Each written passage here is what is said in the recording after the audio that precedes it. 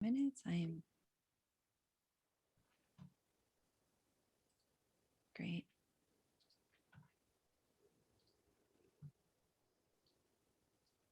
I think I'm going to do it on my end also so that I have extra extra backup.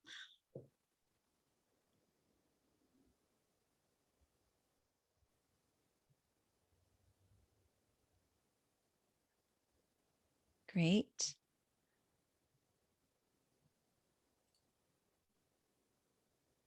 Hello, Dr. Moore. Nice to see you. Thanks for joining.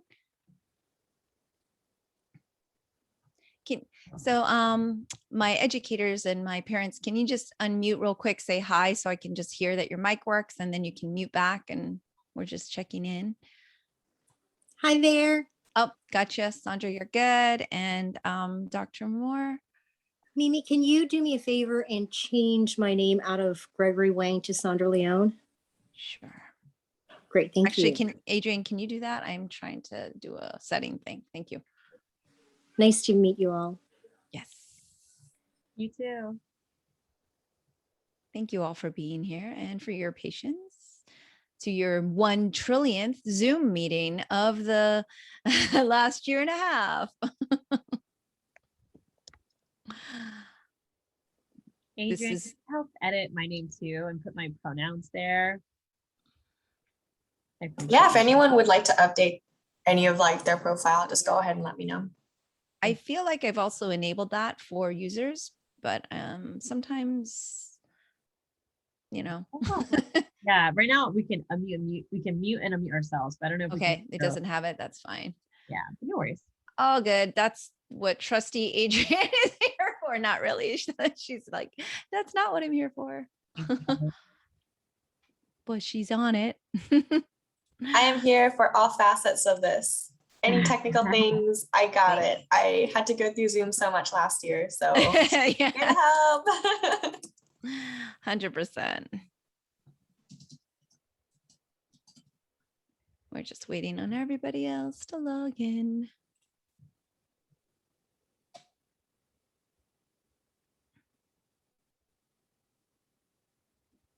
Okay, I think I disabled that annoying bell so that it doesn't mess up our recording. All right, I am also recording, Adrian, for safety.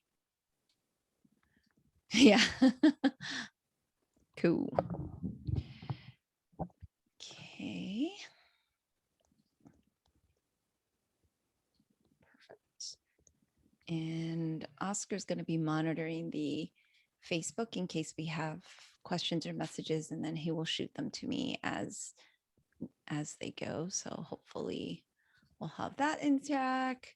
All right, so now we're really just waiting on Jason. I think everybody else might be jumping in a little bit later for the other portion. If they jump in, we have a few educators on and a couple parents that were interested, and even a teenager, our token teenager.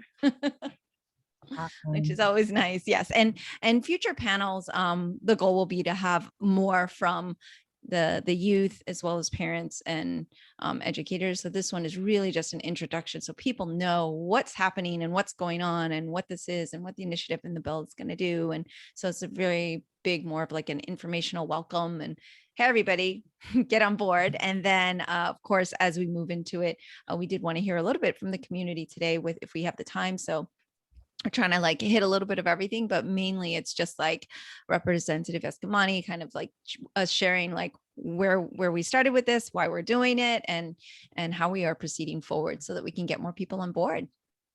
Awesome.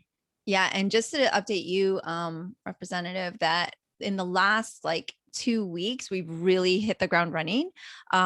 Pretty much Adrian was amazing to join this group. And since that time, we've really taken off. We even have like a volunteer meeting. We've had, we've just got like a whole community that's going, and it's like we're like things are happening, you know, so it's like it really feels like things are really coming together. So that's pretty amazing. I love to hear it. That's so cool. And I think I was talking to Cheyenne today from our team about putting language into drafting too. And I forwarded her some stuff that you and I have talked about. And we could talk about this tonight too, but I was looking at Florida statute and I mean, there's even like very small additions we can make that would have a big impact, which I can talk about more when we start the town hall. But there's like big picture and small ways. Yes. Picture.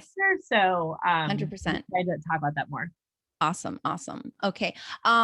Dr. Chang, hello, how are you? Let me get you in here real quick so I can just do a quick intro and overview. So this is our main panel for the evening. Of course, Representative Eskamani, Dr. Jason Oliver Chang, and Adrian Lee. And so thank you so much for joining us. Dr. Chang is from Connecticut, where they just got their bill passed, and they're like, you know, our champions of who we are going to be emulating and kind of talking through with. So we're going to get started since it's 7:15. I'm just going to give you a quick rundown just so you kind of know what to expect. And Noreen, I think I just saw you log in. Right now I have the 4 of us spotlighted, but I'm going to take that off and I'm going to put a screen share just so we can have a couple seconds to connect to the Facebook. I've got a PowerPoint that I'm just going to share that has a couple slides. So what we'll do is basically, if you are a parent and educator, please hang tight and just mute, and you can turn your cameras off until the whole panel. We've gone through the Q&A with Representative Anna and Dr. Chang and Adrian. We're going to be doing kind of a lot of just groundwork and sharing with the community what this initiative is, and so people know what's happening. You know, thank you all, of course, for being here. Yes, and then after that, you'll hear me say, now I'd like to welcome our educators and parents and students who are going to just weigh in, and hopefully that'll be like a nice little 10-minute portion at the end to wrap up. So please make sure that you do keep your mic's muted and you can have your camera off until I'll actually call you out by name. So we really appreciate everybody being here. And this is like amazing for our first town hall to have so much representation and participation. So thank you so much. Noreen, I think you let me know if you have any questions. You can text me into the chat, but I gave you co-host privilege. But for now, I'm just going to go ahead and share to the Facebook Live, get us started. And I'm going to take off the spotlights of our lovely panel, and that way they can have a grand entrance when I announce them in their bio. So once I announce them in their bio, you can go ahead and take over. So let me know if you don't have privileges for that right now, but I think it should be okay. Let me keep the chat box open. All right, here we go.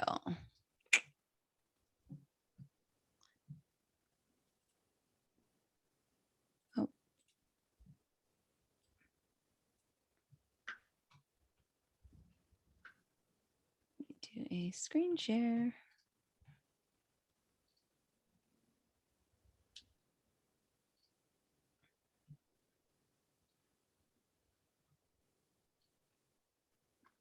Here we go. Mimi? Yep. Mimi? Yes. Uh-oh. Who is that, Noreen or?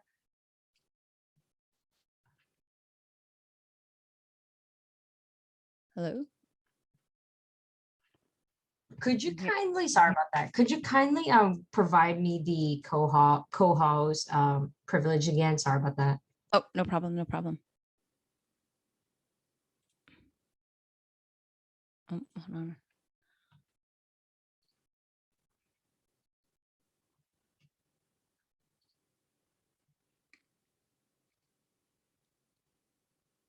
Okay, we are all set. We're just going to wing it, everybody. We're all pros here. Here we go.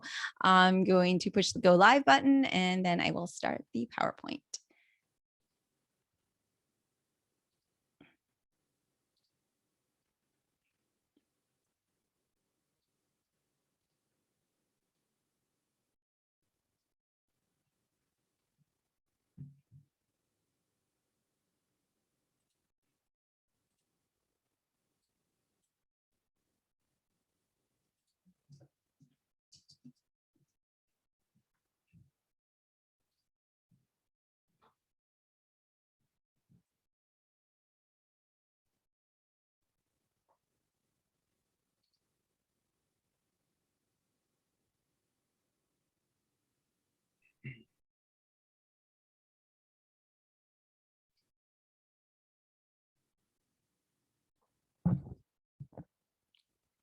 Hello, everybody. Thank you so much for joining us at our first virtual town hall. So psyched to be here. Hello, good evening. My name is Mimi Chan, and my pronouns are she, her. And I am a small business owner and educator and a proud member of the Asian American community. I've been engaged in community outreach in Central Florida through my work at the Wallam Temple my entire life. I am also the host of the Sifu Mimi Chan Show podcast. Since the onset of the COVID pandemic, we've seen an alarming and frankly appalling rise in hate attacks against members of the Asian community.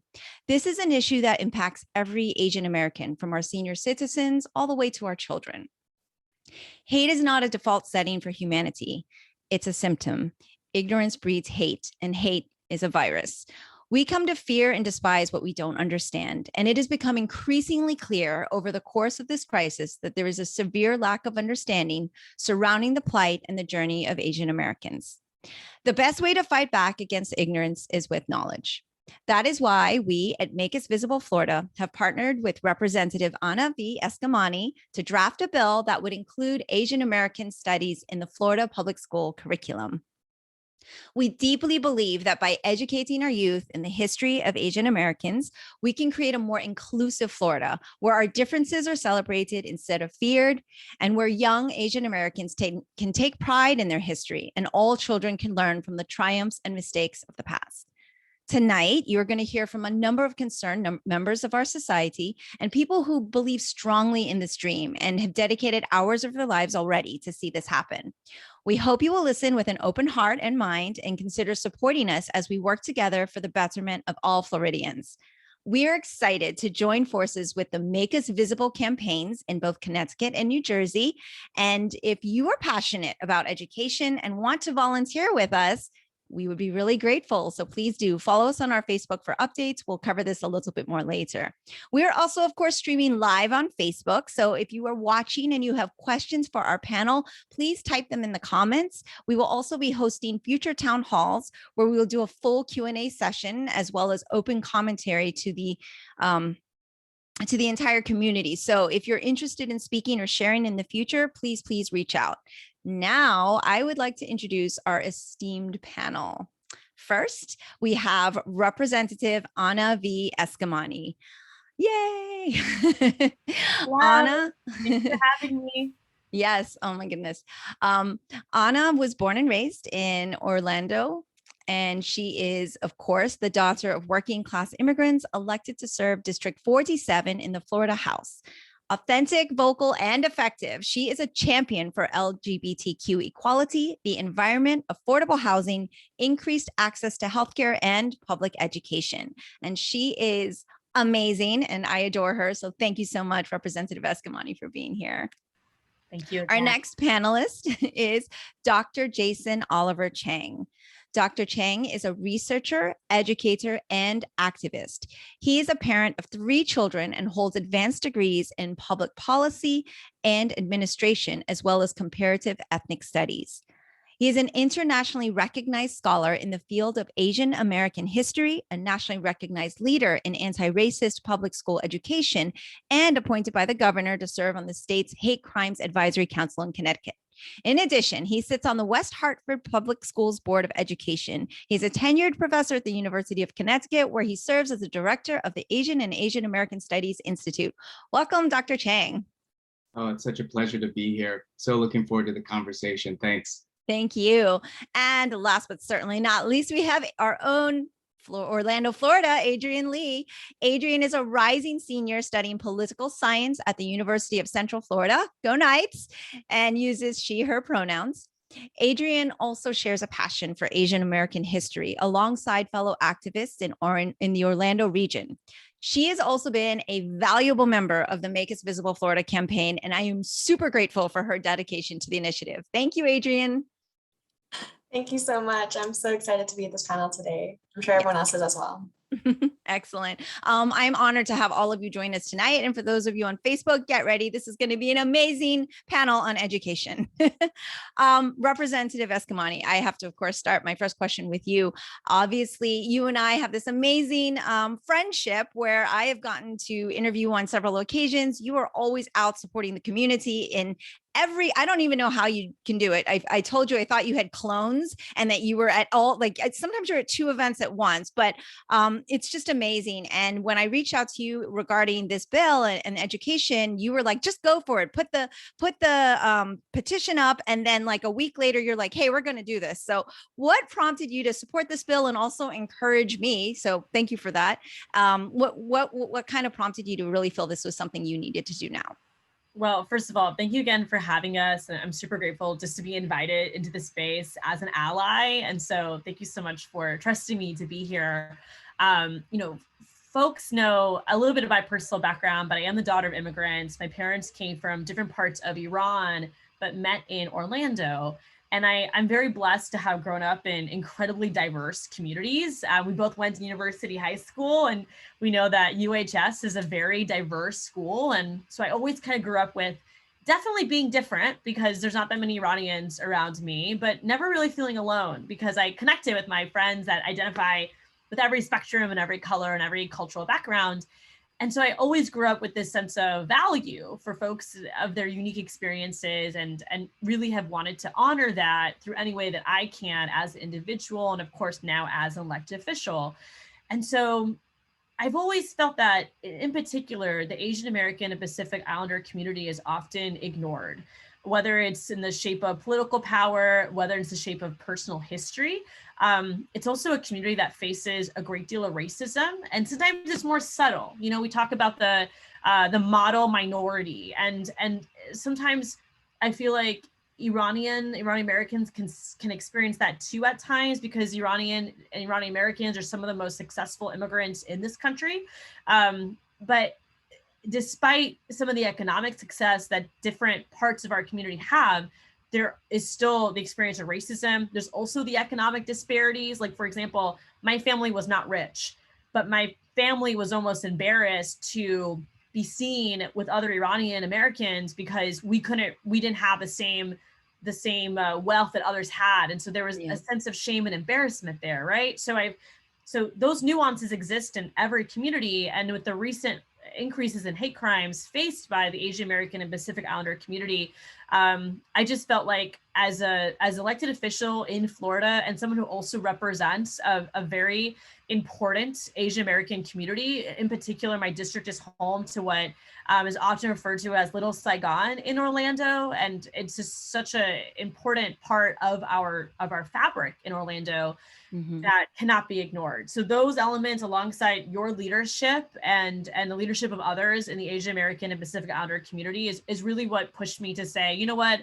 we only have 7 bill slots as a state house rep, but I really want to make room for this one because it's just too important not to ignore. And in so many cases where we see these news stories and headlines, like folks get really riled up at the moment, but then kind of lose attention. I really want to make sure that this is not one of those cases, that we maintain attention on the importance of integrating the contributions of Asian Americans and Pacific Islanders into our educational curriculum. And as you said earlier in introduction, talk about the systematic barriers that communities like this one have faced in trying to achieve their vision of the American dream. Yeah, thank you so much for that. And I do want to point out to everybody listening that what you just said, that you only have a certain number of bills that you can push through, and that just the fact that you have that faith and that belief in that fact that, this is something that you really want to get behind, it is so appreciated by our community. And we are unbelievably grateful. I've been fortunate to be in touch with several members of the other states that are either working to push this through, just push this through, or, are in different phases of this. And they said, well, how did you get a representative on board? I'm like, she pushed me.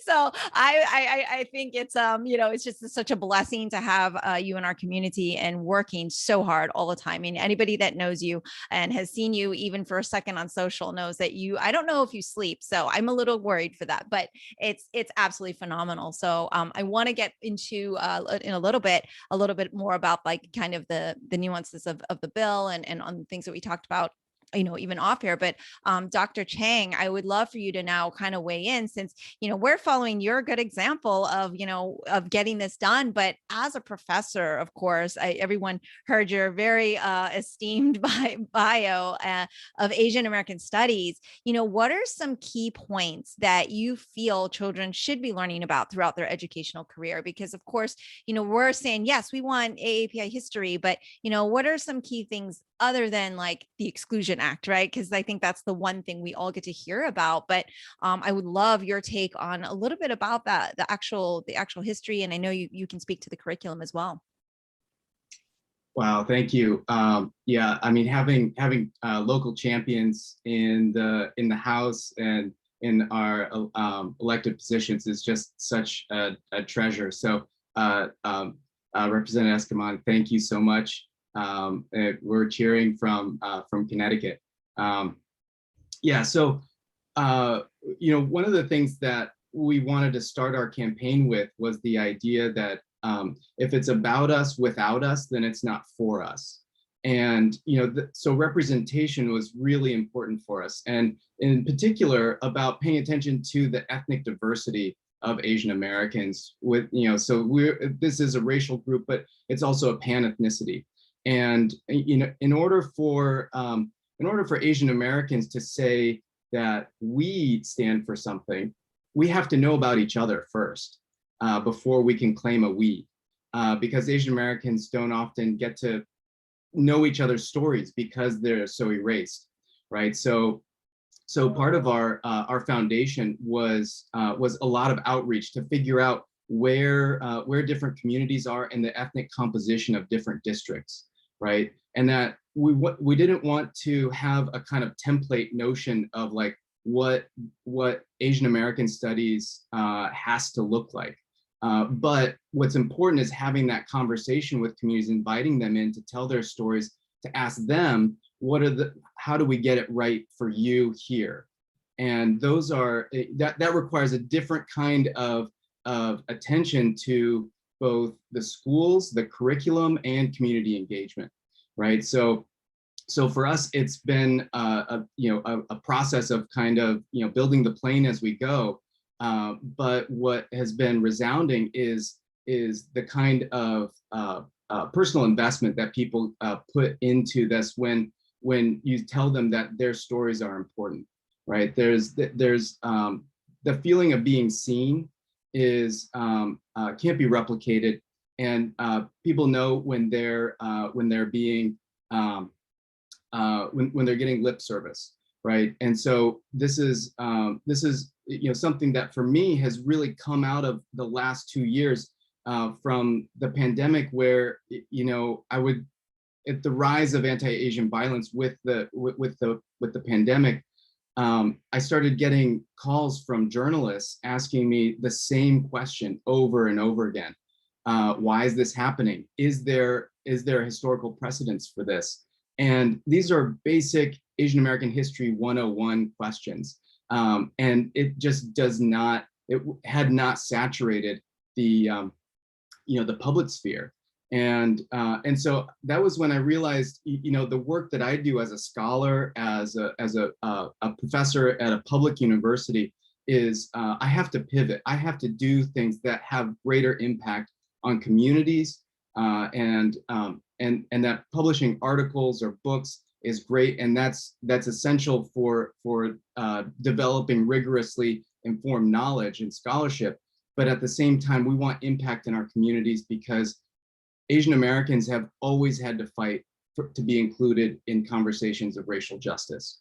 And when we do that, we broaden the conversation, and it's a way for us to contribute to our brothers and sisters who are struggling to show that Black Lives Matter, and so when we enter that space, it's important for us to also have that attention for our own community, right, and to bring that awareness and that dedication to back home too.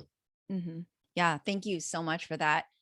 And in terms of like the curriculum itself, of course, we don't have the time now to get into it, but I think it's interesting because, of course, we have Adrienne Lee here, who maybe I have her ask the question, like, in terms of AAPI studies, I grew up in Central Florida going to school, and Adrienne is a student here at university now. How much, Adrienne, did you get in terms of historical information or education about it, or did you have to learn about it on your own, or do you still feel like there's like kind of a deficit in that part of your education?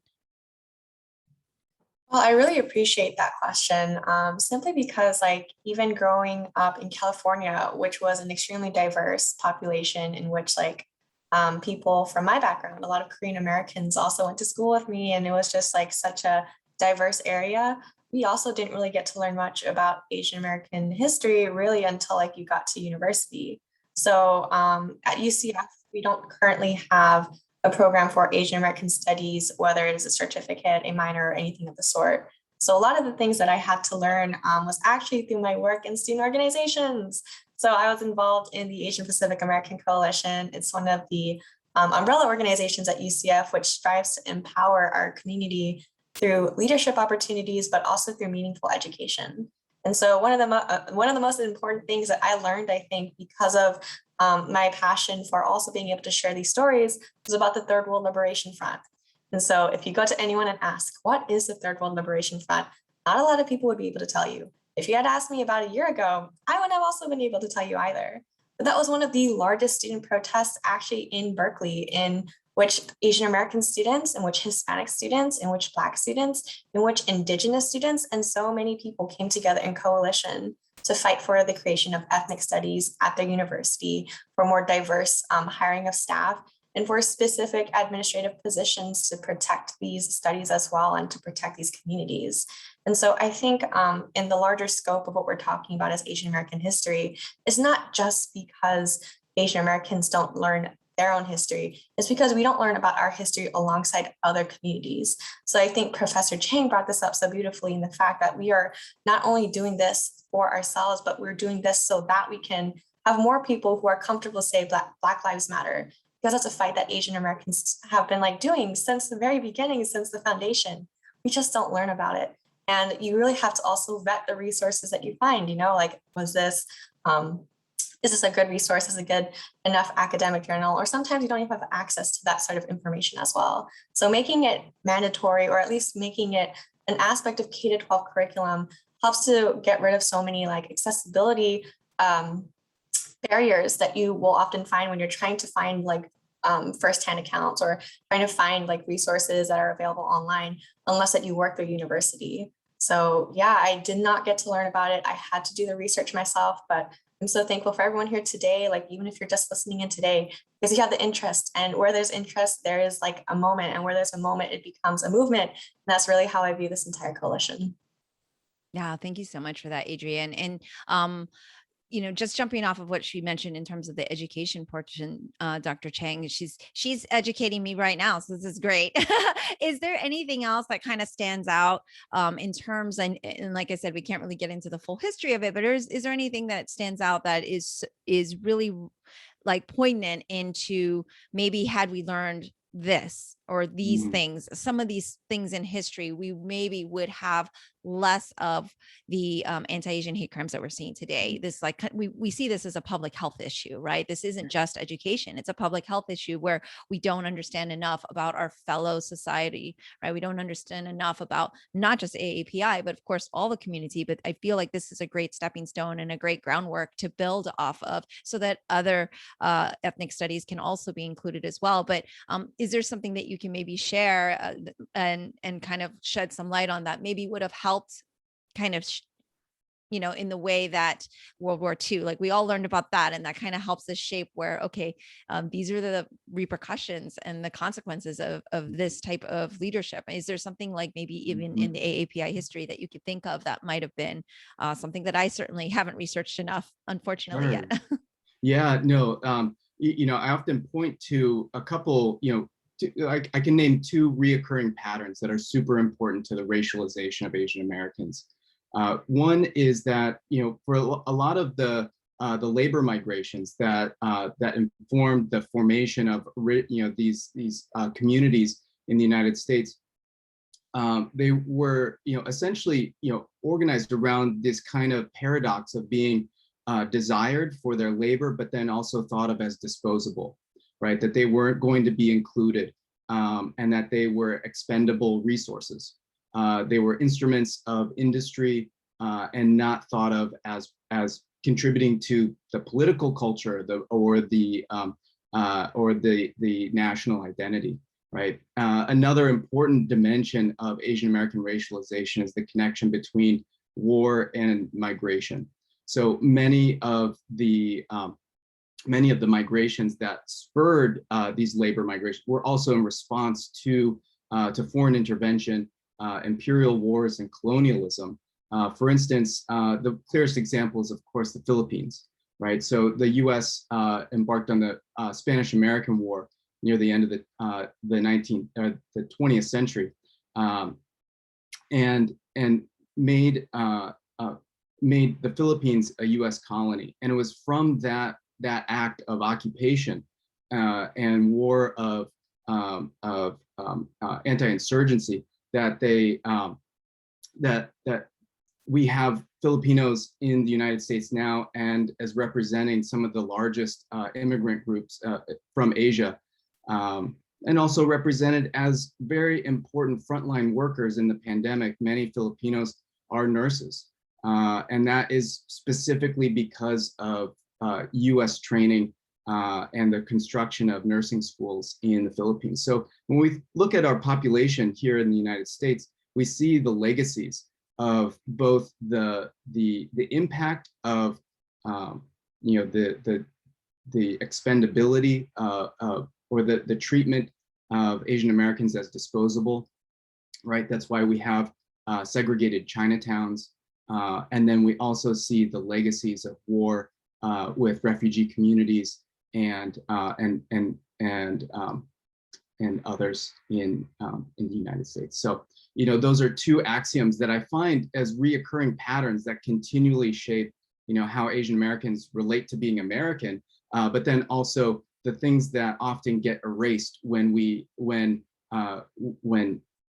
the images of, say, like model minority come to define the Asian American experience for the public sphere, right? With those dimensions aren't brought to the surface, and it's history which can actually show the evidence of that and connect people to those experiences. Some that families don't even like to talk about, right? Because of how painful it is to live through those. But nevertheless, that's where you introduce healing for traumatic experiences. Oh, thank you so much. It's I'm going to sign up for your course. I feel like I'm already learning so much. This is amazing. I would love to jump to Representative Eskamani and now talk a little bit about how we're going to get this done.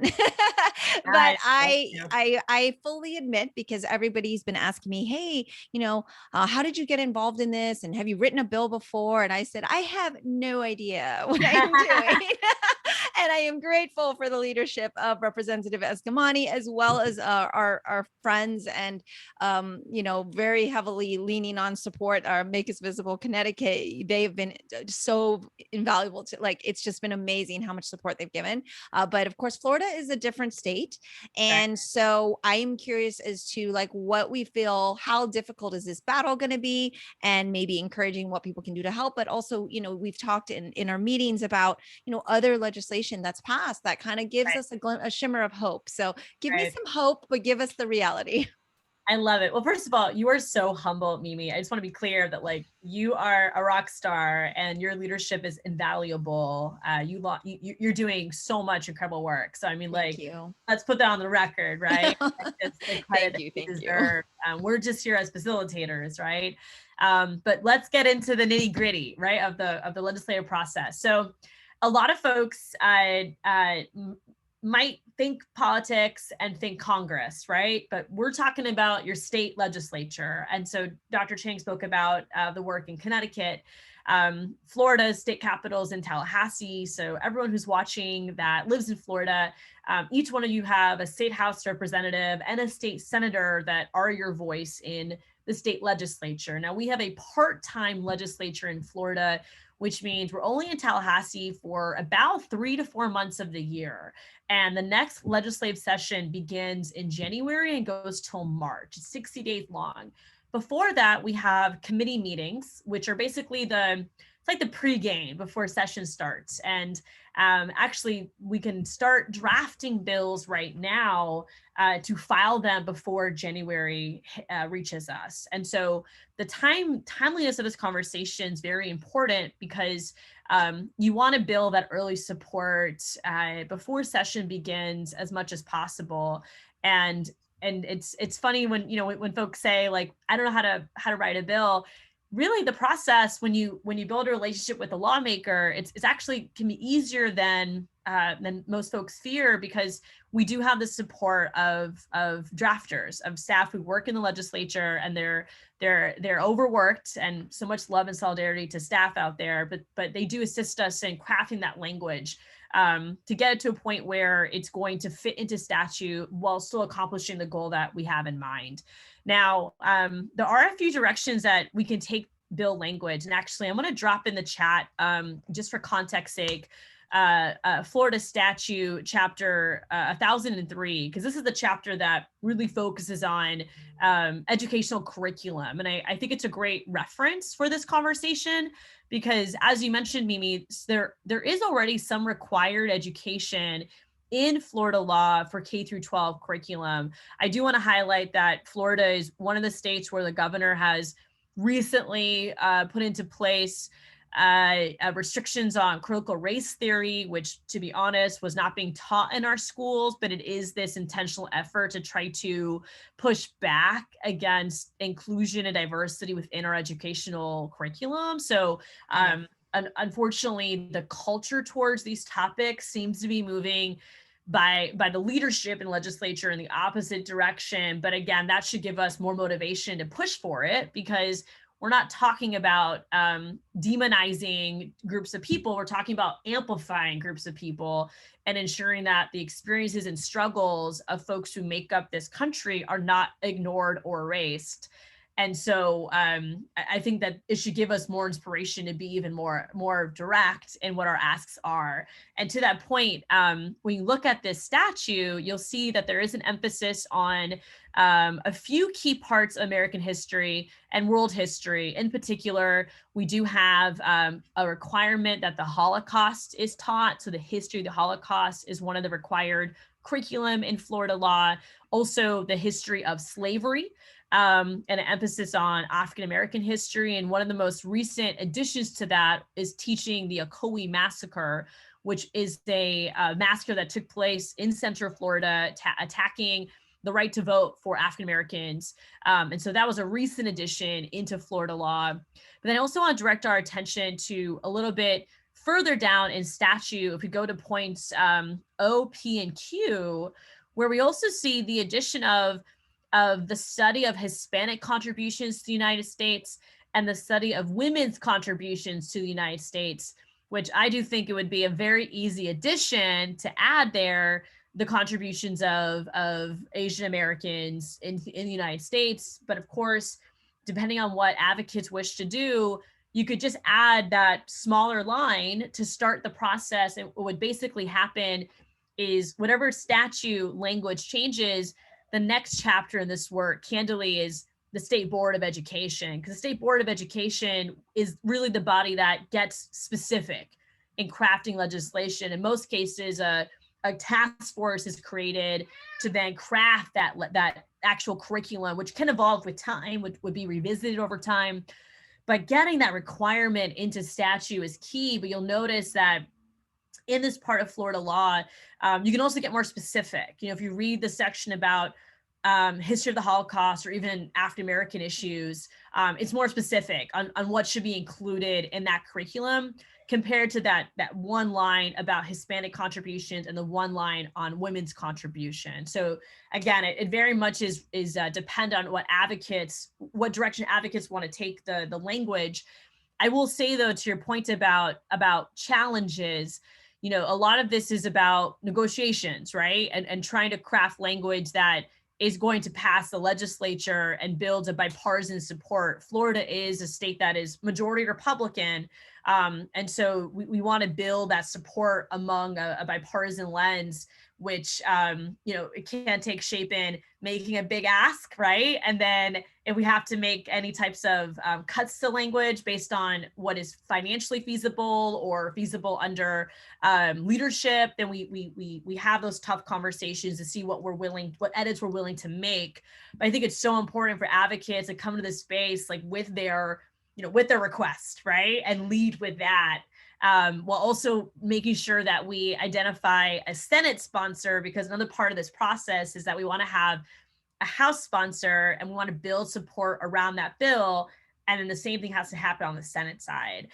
So anything is possible. I do think that it's important that you try. So, the first time a bill gets filed, it's going to be the toughest year to get moving on it.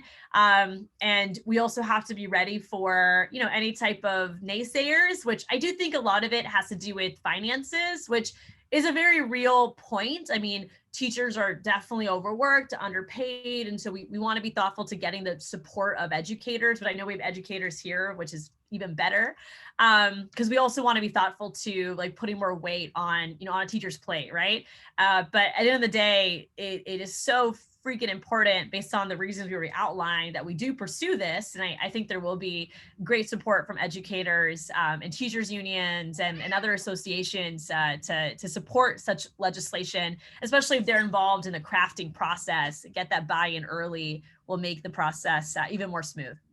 Thank you so much. Yes, I'm actually really excited that you mentioned all of that, because definitely Dr. Chang can answer some of those questions, because they have already, what I understand, crafted a curriculum. So it does take the weight off the educators. There is already resources that are kind of ready to go. And perhaps Dr. Chang, you could kind of highlight that and also maybe share a little bit about, again, different states, but, especially what Representative Eskamani just highlighted, like how do you think we're doing? What do you think we should be doing? And do you have advice for Florida, basically, because we're super excited that you were able to get kind of forward into the process, and we would just love to hear kind of your take on that. And then of course, a little bit about the curriculum so that our educators do get on board and realize, okay, this is actually going to be easier for us than we think, because it can be very daunting. Mm-hmm. Yeah, those are really great points. It's really important to have a bill sponsor that you can trust, that can look into the statutes and that can be the matchmaker and can work with other legislators. And you have that in Rep. Eskamani. Thank you.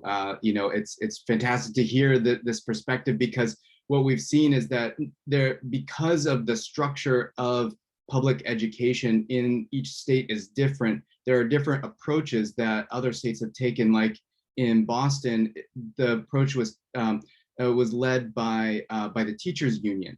They were the ones that led the charge for comprehensive ethnic studies, right? Whereas in California, you have a model curriculum that is, that has several, units that serve as examples of what people can do, right? And then, for us, well, let me back up. So in Texas, they were also working to change the language of the implementation of certain existing policies by working on the State Board of Education regulations.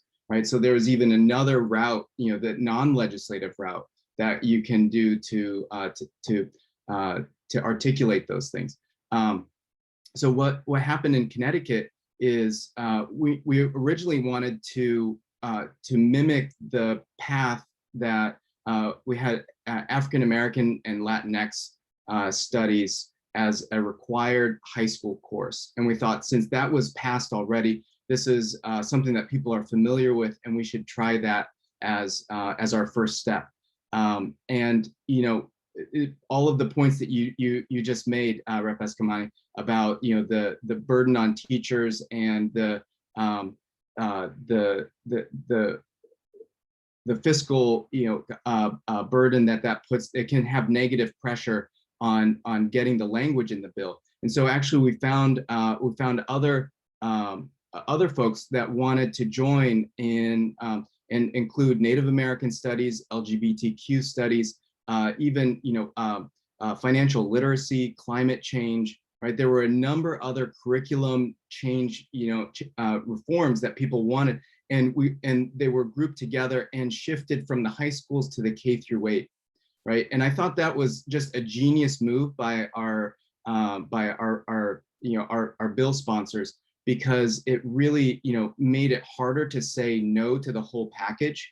But then it also shows that the curriculum can start much earlier than what had previously been done with the high school curriculum, right? And I just think that's such a great way to build that kind of confidence in the primary schools. And it also helped me to realize a different kind of model of curriculum development than I originally went, in understanding that because the state had a mandate to provide these high school courses, it was the State Education Resource Center, which is a branch of the Department of Ed in Connecticut, that they were going to make a curriculum, a verified curriculum, that course would be taught in every school. That didn't really sit well with different districts. One, because some of them already had strong courses, and other districts were kind of feeling like maybe they would just offer it and not support it, right? And so it hit the wrong note. And with our bill, it was centered around a model curriculum, and so it wasn't a mandate. And that's not the right choice for every state, but for us, it made sense because we wanted to be able to have community-supported teachers, right? We wanted to have communities that were engaged, right? In the model that I suggested before, a kind of matrix understanding of the composite nature of each district is going to be different, but we want it to live strongly in every district, right?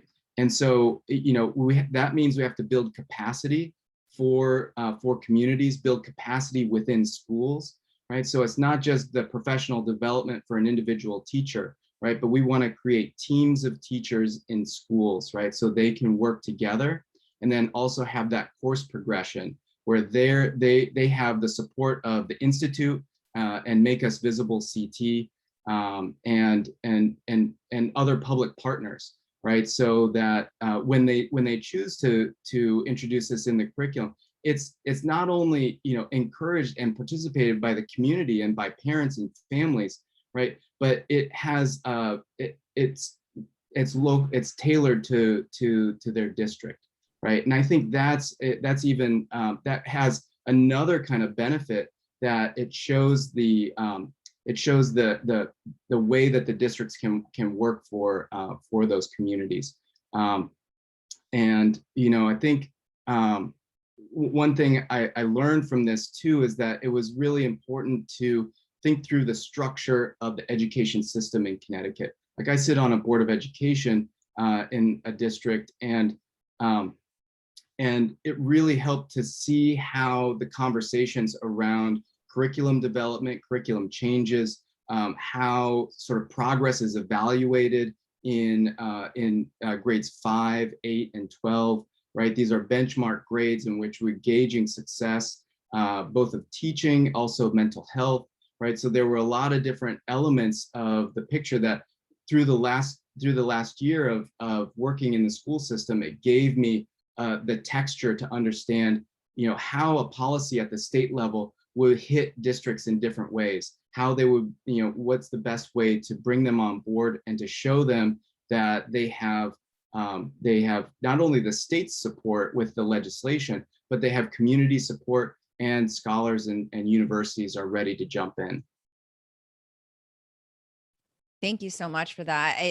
It's awesome to just hear you kind of talking about the whole process and hoping that, that's like the future of where we're headed to, all this positivity and all this inclusion. And we're actually getting some questions off the Facebook, but also I wanted to cut to, so we don't run out of time, some of our educators and other community members that we have online, so that they could either ask a question from our panel and also weigh in on just kind of what their thoughts are on this, because I'm grateful, of course, Representative Eskamani and I have been working on this, and Adrian's been joining the force, and I've been working with the other Make Us Visible campaigns, but this is about the Florida community and what the kids need, what the parents want for the kids, but what the kids are asking for, right? And so I also want to hear from the teachers. And so we're going to welcome our first educator and to kind of share, and that is going to be Melissa No, and she is a high school teacher in Sumter County. So let's welcome in Melissa.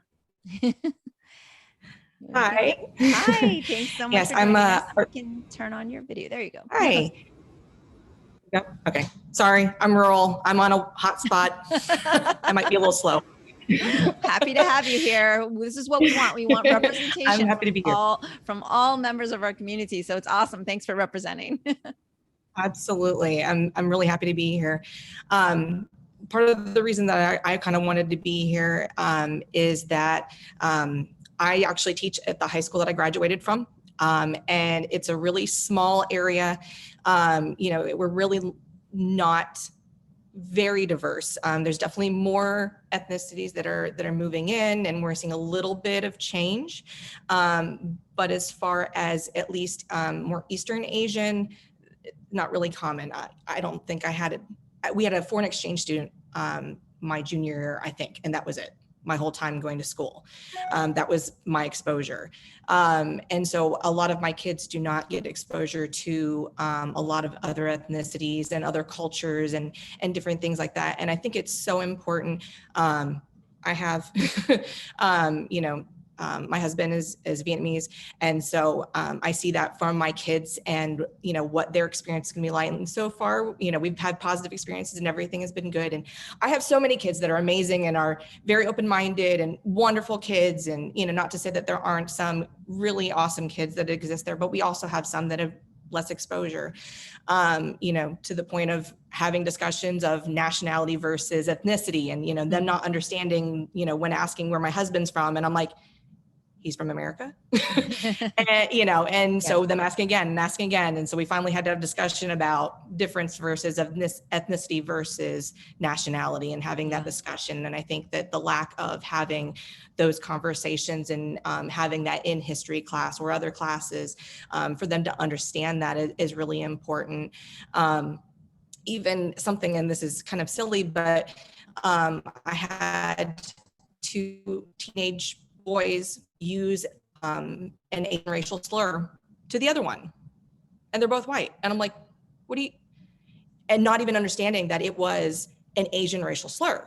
Like, to me, that, even to that level of, there's just that disconnect. So I try to make sure that even as an art teacher that I'm trying to incorporate lots of different artists. Actually, in kind of preparing for this, I was trying to add to my list of my artists that we go over and finding out about an artist that was in a Japanese internment camp and painted landscapes, and then also taught art school within the Japanese internment camps, which is just like mind blowing to me that he had the fortitude to continue to, do what he loved and to share and to educate. And I think stuff like that. And that's definitely, he's going to be a new artist that I add into my rotation of people that we talk about, because I feel like that's really important to see not only the artistic side, and someone that did like Midwestern landscapes as a Japanese artist, I would not have, necessarily thought of that. And so those are all different things that I feel like are important when addressing this, is that, giving exposure to my kids, having my kids being able to be in their classes and see someone that looks like their dad, and to be able to understand their history, especially in American history. And then for kids to understand that Asian Americans aren't immigrants, that they are from here, that they grew up here, that they are not foreign, they're not, they are Americans. And I think that that is one thing that is kind of a disconnect for some kids, and still feeling like there's an otherness. And I want to make sure that they understand that they're not. So. Thank you so much. Thank you so much for sharing, Melissa. And hopefully in our future panels, you'll come and have more discussion with other teachers, educators, and parents, because this is exactly what we want. We want to hear from the community so we understand what the needs are. So thank you so much for sharing. I have another professor here, Dr. Robert Moore, who is from Rollins College and wanted to weigh in and perhaps ask a question from the panel. So welcome, Dr. Moore. Yes, hi, thank you. Thank you for inviting me to see for me. Thank you. Ms. Lee, so nice to see you too. I am impressed. Of course, Anna is my representative. I feel so lucky to have such a wonderful representative in Tallahassee. And both Anna and Dr. Chang, I'm impressed at the way you've thought through how to get this idea of AAPI education into the schools and through the legal system. I mean, I wouldn't know where to begin to do that sort of thing. So I have little to say about that, except I'm very impressed with the way you've done it successfully in Connecticut, and I'm sure it'll be successful in Florida too. Thank you. The one thing that I'll throw out there as an educator, I taught at Rollins for about 30 years roughly. And I taught courses on Asian cultures, including China, Japan, Iran. And I found when I taught courses on movies, I had one called Cinema and Society in China, one called Cinema and Society in Iran.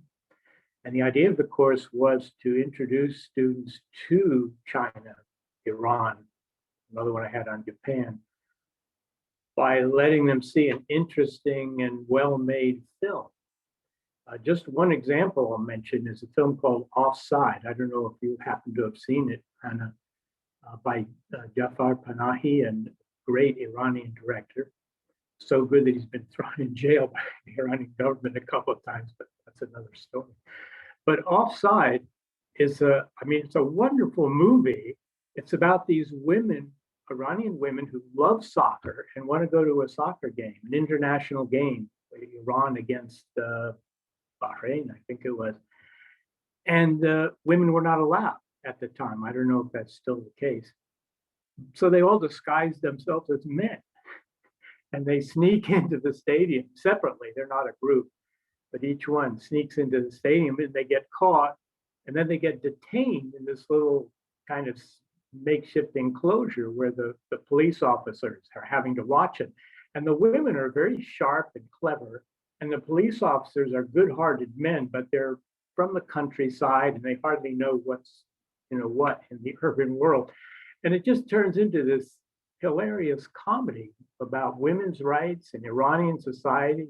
And it's just so much fun. And it also has a wonderfully positive ending. Yeah. Now, if an American sees that film, he or she is going to have a different feeling about Iran, I guarantee you. And this is what I've noticed in some of my students is they come at the end of the class and say, wow, I want to learn more about Iran. I want to learn more about China. These movies they're fantastic.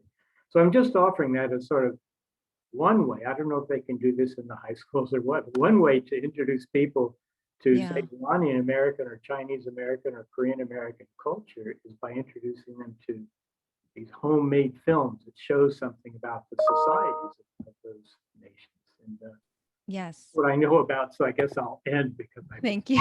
My extensive knowledge and stuff. No, thank you so much for joining and weighing in and actually sharing that, because of course we are such a visual society. So that media is absolutely a great way to learn. And I was going to also put to the panel like some ideas for other resources out there, because some people are great with books, but some people don't want to read. So film is absolutely a highly recommended way to learn. I know that there's a documentary on PBS.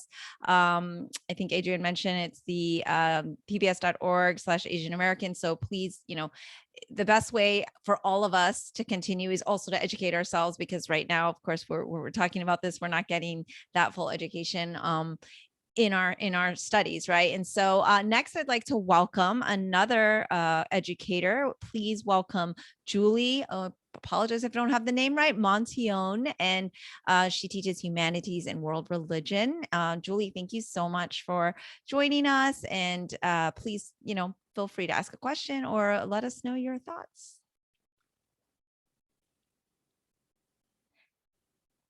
Zoom tech stuff.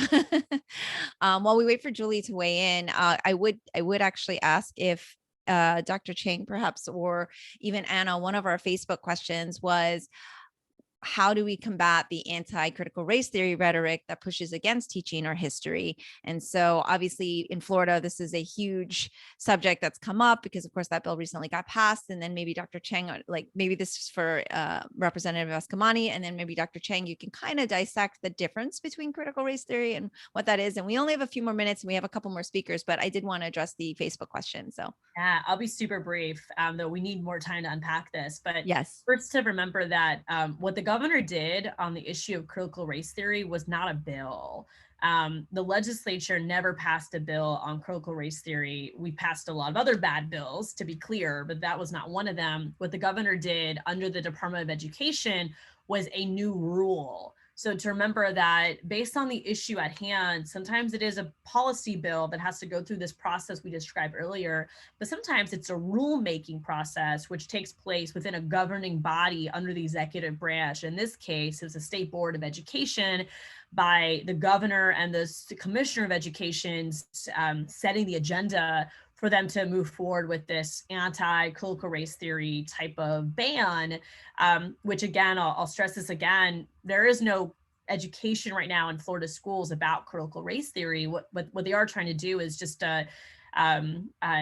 create a sense of intimidation that if you do talk about racism, or for example, you have a Black Lives Matter sticker on your wall as a teacher, or you demonstrate some sense of solidarity with the concerns around racial injustice, that you might be putting your job on the line. So it really is designed to try to intimidate folks from pursuing those type of educational moments. And to make matters worse, by the way, in higher education, another bill was signed that will allow students to film professors without their consent. And it ties into this bill that says there's a liberal bias in our college environments, which is not proven by any data. And then it also requires that the survey tool be provided. So professors, they're not mandated to complete the survey, but again, it's another type of intimidation tactic. And that was a bill that passed. So we are in this, almost defensive posture, if you will, and trying to protect our history and teach our history and be our authentic selves. So to the person's question about how do you push back against it? So first of all, know your rights is really important. So just to pitch like the ACLU as a great organization that is working on a white pager for faculty and students on the higher ed piece I just mentioned. And on the CRT issue, I do think it's important to advocate at a school board level, because whatever rules the State Board of Education does, it's the school districts locally that have to enforce them or implement them. And I do think school districts need to hear from parents their thoughts on this, and school districts can play a role in setting how they want to interpret that state rule. So I would contact your school board members at a county level and share with them your concerns and push them to take action when it comes to protecting the educational goals around talking about slavery, talking about the Holocaust, talking about Latinx history and other moments in American history that are going to create a lot of emotions, but that's the right thing that should happen. We have to stick to the facts. We can't sugarcoat parts of American history.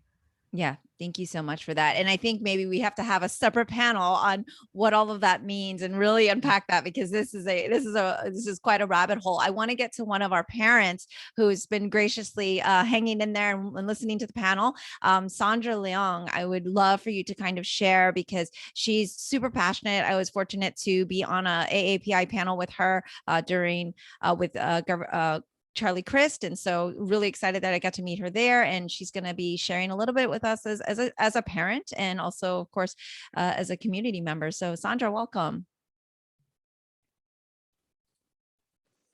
Thank you so much for having me. This is such a privilege to be meeting Representative Eskamani and Dr. Chang. Congratulations, Dr. Chang, making such a big win for our community, and Representative Eskamani, proud to be a Floridian and having you back the community for such a big proactive goal for us. And it's going to take a while, but I think in following Dr. Chang and his proactive crusade, I think we'll get there really fast.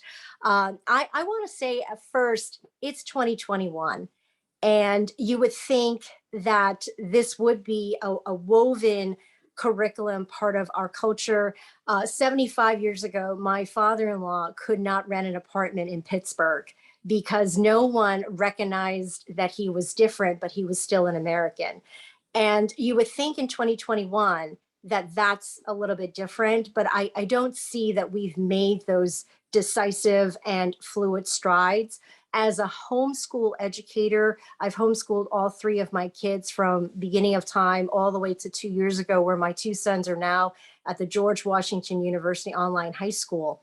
But the curriculum is very much decided with world history and US history, and everything is based on the curriculum that K-12 has put together for them. As a homeschool parent and educator, we do our own curriculum, but not everybody has that choice. We do ethnic studies, we do language studies, where my 8-year-old daughter is learning about Basque Country and Hispanic Spanish versus Spanish from Spain. And we do a lot of traveling. So it's instilled in them. They're fourth generation Asian Americans, but they have the privilege of having a homeschool educator to put that in front of them. So I think with this bill, a lot of our public school students will have that advantage. It's really leveling the playing field to offer this so that they not only have that education piece, but as young adults, they can go out into the world and be so much more knowledgeable, because I think it's a global platform now, and we're not teaching our kids to live in that global playground. Absolutely. Thank you so much, Sandra. I really appreciate it. And again, make sure you're back on future panels with us, where we are really going to keep going in and dissecting, because we really want to hear what's been happening, especially this last year with COVID. Education has been such a challenge. and we appreciate parents like you who took that homeschool realm and just like really embraced it and was able to do it successfully. But I've, of course, as a Kung Fu teacher, I've heard from so many parents how it has not been a good experience. And so I'd really like to unpack that in a future panel. But right now we're going to jump to one of our teenagers. Julian is on, Julian Wang, and I'm Julian Alexandra Wang, sorry. And really excited to hear from some youth who is actually in school and getting to learn. And talk to us. What did you think about our panel? Wasn't boring? Were you okay? Did it feel like school or? Yeah, no, not at all. I think this panel is really evoking change. And I think it's really great that we have more discussions like these to kind of try and affect change. You know, I think America needs to change its landscape a little bit. I think the word minority has been mentioned, model minority. And I think there's one thing that's true. We are the minority. And I think that there's, very little care out there in the world to help us change what's going on. And I think what can really help us in kind of exposure wise, I think is also changing our education. If we can, learn more about other cultures and other races and how they're developing, I think that would be super important for how everyone else develops. And so I think with that amount of exposure, that can really help, evoke more, sharing and connecting. And I think that can really inspire more people to learn more and to kind of affect change on their own individual, self-motivation. Julian, well said. Thank you so much. Do you have any questions for our panel, since we have all of these esteemed panelists here? Maybe we should be asking you the questions. But do you have a question for them? I have one off the Facebook, but I would love to hear what your thoughts are, because this is affecting your future, right? This is all about you. You are the ones we are fighting for. So I would love to hear if you have any questions or. Yeah, no, I think everything was very well said by everyone. And I think this panel has done a great job answering, all the questions and touching on all the subjects. And so I think really just kind of addressing more on how we can help on the education side, would be super helpful. All right. Thank you so much, Julian. And to be fair, you have a really great teacher because Sandra is Julian's mom. So, so clearly she's doing an amazing job at her homeschooling. And I'm going to sign up for that class too. Last question, maybe for Dr. Chang, or as a classroom teacher, how can I help? That was a question from online. And then we will wrap up because I know we are on time and I don't want to take everyone's time. But what kind of advice can you offer to our educators as an educator? Sorry, on mute again. So I think one thing that educators often feel when they take on new topics is they feel maybe nervous, vulnerable, not quite ready to take the full spectrum of responses that students may bring to it. But I think what's important is showing your vulnerability, saying that we're going to learn about this together because this is important. And that you can talk about the ways that education system failed teachers as well to prepare them for this, right? And that part of getting it right is not just setting up a new goalpost to try to achieve, but just changing what you do on a daily basis, right? Being curious, asking for help, and being open to making mistakes and doing that with your students. They're going to make mistakes too, and I think it's a kind of open sense of the risks of failure are worth it because of the learning experience, right? And when you do that together, there's just so much more sort of like trust in the education process, and there's when you see your peers learning and you see them growing, that is such a great way to build confidence in what you can do, because in that experience you see yourself travel from not knowing to taking action and building a new sense of awareness. One of the things I'm going to push in the next legislative session in Connecticut is a bill that gets a free university course for every public school teacher in the state. Every year, nice. Public school teachers should be able to be students again.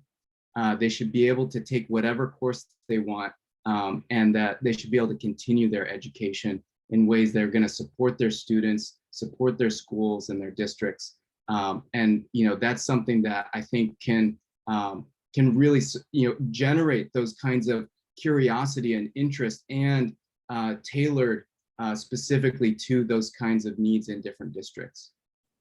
Thank you so much, Dr. Chang. I love when you said we need to learn together and not be shy about it. As a Kung Fu teacher, I'm always humbled by what my students teach me. And it's so important that you don't pretend you have all the answers, because we are constantly learning and evolving. And there's so much information and so much knowledge out there. We can't possibly have it all. And I think that weight that teachers feel is very real, to think that they should have all the answers and they should know everything. And it's totally an amazing image that you had in my head where you said, let's share together, let's learn together, and let's do this alongside one another. So thank you so much for that. All right, I know that we are a little OT, but this conversation was incredible, and there are future town halls coming up. So for those of you tuning in, please just follow us on Make Us Visible, and also you can follow me at Sifu Mimi Chan. But we are moving everything to the Make Us Visible Florida.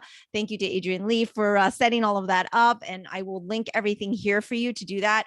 Representative Eskamani, I can't ever express enough gratitude to you for all that you do for the community, but for really championing this and really giving us the hope that we can make a difference in Florida and that education is going to be on the rise again. And we are putting this at the forefront. Dr. Chang, your knowledge that you had shared with us tonight is amazing. I learned so much. I'm going to go back and watch this. And I have to shout out, of course, to our educators. Thank you so much, Melissa and Dr. Moore, for tuning in. And Sandra and Julian, your input from as a community member was awesome. Thank you so much. I really appreciate it. Please, if you have not yet, sign our petition, change.org/Asian American History. We need more. We are at, I think, Adrian, where are we at? 4,300 or something. It's growing every day, so it's awesome, but we are well over 4,000. We're moving towards that $5,000 signature mark. And also we need volunteers. So I know activism can feel daunting, but literally if you know how to send an email, you can be an activist with us. You can come and make a difference. Even if you don't want to sign up for, being a volunteer for, every week, you could just do it 1 week at a time, or just let us know when you have availability. We need so much help. This is in its infancy. But as you can see, we have amazing support, amazing resources already, and we just need more to make us grow. So please reach out at makeusvisiblephlorida@gmail.com. And follow us at Make Us Visible Florida and all of the social medias. And finally, I want to give a shout out to all the organizations so far that has joined in solidarity with us. And if you are somebody out there that owns a business or belongs to an organization, it doesn't matter how big or small, please join us. We would love to be able to list you.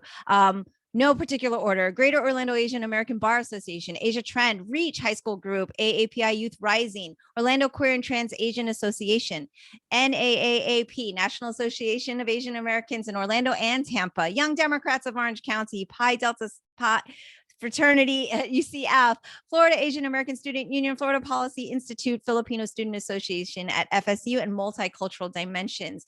And of course, Wallam Kung Fu, of course, supports this.